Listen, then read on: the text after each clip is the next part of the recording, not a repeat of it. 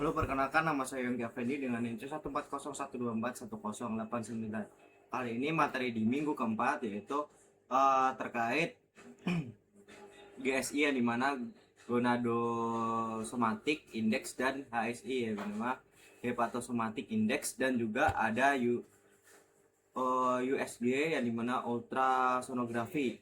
Nah, kematangan gonad mencerminkan kesiapan biologis induk yang berbanding lurus dengan kemampuan alami untuk memijah secara optimal. Nah, menurut Cahyanti, gonad kematangan gonad itu cerminan dari kesiapan biologis suatu induk yang dimana hal tersebut berbanding lurus dengan alaminya untuk memijah secara optimal. Nah, perkembangan ovarium dan testis tersebut sangat dipengaruhi oleh fluktuasi parameter eksternal maupun internal seperti suhu, lingkungan, umur ikan, hingga asupan nutrisi. Menurut Buwono et al. 2024. Nah, teman-teman, kualitas nutrisi dari jenis pakan yang dikonsumsi sangat menentukan derajat keunggulan kelenjar gonad dan demi menghasilkan sel gamet bermutu tinggi. T. Tejendana, Wangi, dan Dahoklori 2019. Nah, indeks gonadosomatik GSI lazim diaplikasikan guna mengkajilah status dari kematangan gonad dan testis maupun melalui rasio perbandingan bobot organ reproduksinya. Berta et al. 2016. Dari evaluasi bobot reproduksi ini seringkali dikaitkan dengan indikator hepatosomatik HSI yang merepresentasikan kapasitas ketersediaan cadangan energi dari hati untuk didistribusikan secara masif pada fase pematangan oosit.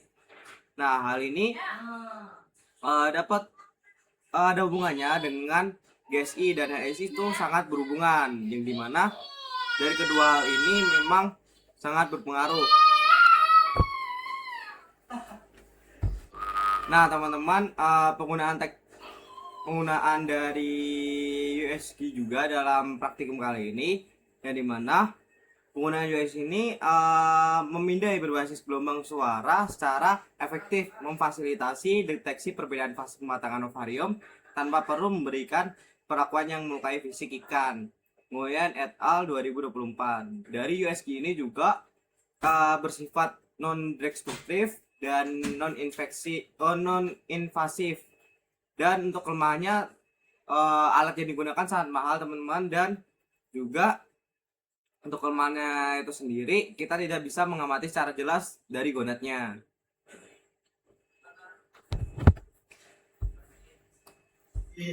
Untuk awal-awal kita melakukan USG yang dimana kita men-scan perut atau gonad diisikannya, terus lalu kita melakukan penimbangan. Nah, ini dapatkan penimbangannya. Setelah kita melakukan penimbangan, kita akan melakukan pengukuran dari si ikan. Setelah itu kita melakukan pembedahan, dan setelah pembedahan kita mengambil gonadnya. Dan untuk nanti setelah kita mendapatkan gonadnya, kita melakukan pengukuran lagi untuk si gonadnya, lalu kita melakukan penimbangan untuk gonadnya, dan nanti untuk gonadnya akan dimasukkan ke lautan etanol untuk diawetkan. Itu juga berlaku untuk hati, dan hati juga akan ditimbang, dan nanti untuk hati juga akan dimasukkan ke lautan etanol. Seperti itu. Selanjutnya untuk yang ketiga yaitu adanya penjahitan dari ikannya.